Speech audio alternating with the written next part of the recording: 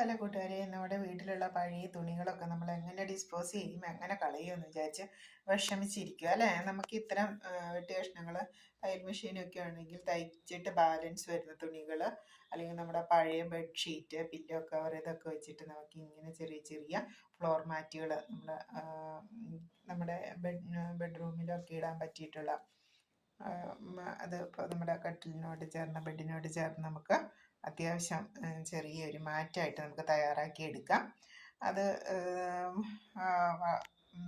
പെട്ടെന്ന് അഴുക്കാവുന്നതനുസരിച്ച് നമുക്ക് പലതും മാറ്റി മാറ്റി ഇട്ടെടുക്കാം. ഇപ്പം തുണിയുടെ ആയതുകൊണ്ട് നമ്മൾ നനയ്ക്കണം എന്നില്ല. നമ്മൾ ബെഡ്റൂമിലൊക്കെ ആകുമ്പോൾ അധികം നനവ് വരുന്നില്ലല്ലോ. അപ്പോൾ കാലിനൊക്കെ ചവിട്ടുമ്പോഴത്തേക്കും നല്ല ഒരു ചൂടും കിട്ടും തുണിയുടെയൊക്കെ ആകുമ്പോഴത്തേക്കും. പിന്നെ നമുക്ക് വെയിലത്തിട്ട് ഉണങ്ങി എടുത്തു കഴിഞ്ഞാൽ നമുക്ക് ഇങ്ങനത്തെ നമ്മുടെ പഴയ തുണികൾ എവിടെ കൊണ്ട് കളയുമെന്ന് ഓർത്തുള്ള ആ ഒരു ബുദ്ധിമുട്ട് ഒഴിവാക്കുകയും ചെയ്യാം. ഇതുപോലെ നല്ല കണ്ടോ, നല്ല ഫ്ലോർ മാറ്റ് നമ്മുടെ ബെഡ്റൂമിലും ഒക്കെ നമുക്ക് ഉപയോഗിക്കാം. നനവുള്ളിടത്ത് നമുക്ക് അങ്ങനെ പറ്റില്ല കേട്ടോ. അപ്പം തുണി ആയതുകൊണ്ട് നനഞ്ഞു കഴിയുമ്പോൾ പിന്നെ ഒരു ഇതുണ്ടാവില്ല. ഇപ്പോൾ ഇതുണ്ടോ,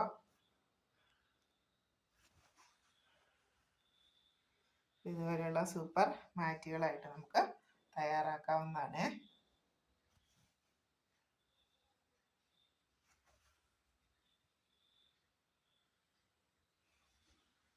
എല്ലാവരും ഒന്ന് ട്രൈ ചെയ്യുക. അപ്പം നമ്മുടെ വീഡിയോ ഇഷ്ടമായെങ്കിൽ ലൈക്ക് ചെയ്യുക, ഷെയർ ചെയ്യുക. അപ്പം ഞാൻ 3 മാറ്റ് തയ്യാറാക്കിയതാണ്. നമ്മുടെ പഴയ തുണികളൊക്കെ എന്ത് ചെയ്യുമെന്ന് വിചാരിച്ച് ഇങ്ങനെ ബെഡ്ഷീറ്റൊക്കെ കീറിയതും അങ്ങനെ എണ്ണയൊക്കെ എടുത്തിട്ട് നമുക്ക് അങ്ങനെ അധികം ഡിസ്പോസ് ചെയ്യാനുള്ളൊരു സ്പേസ് ഇല്ലാത്തത് കൊണ്ട് അതിന് തൽക്കാലത്തേക്ക് ഈ ഒരു രീതിയിലേക്ക് മാറ്റി. ഇനി ഇതൊന്നും പറ്റാതെ വരുമ്പോൾ നമുക്കതെടുത്ത് കത്തിച്ച് കളയുക അല്ലെങ്കിൽ മറ്റു രീതിയിൽ നമുക്കത് ഡികമ്പോസ് ചെയ്യാനായിട്ട് പറ്റും. അപ്പം എല്ലാവരും ഒന്ന് ട്രൈ ചെയ്യണേ.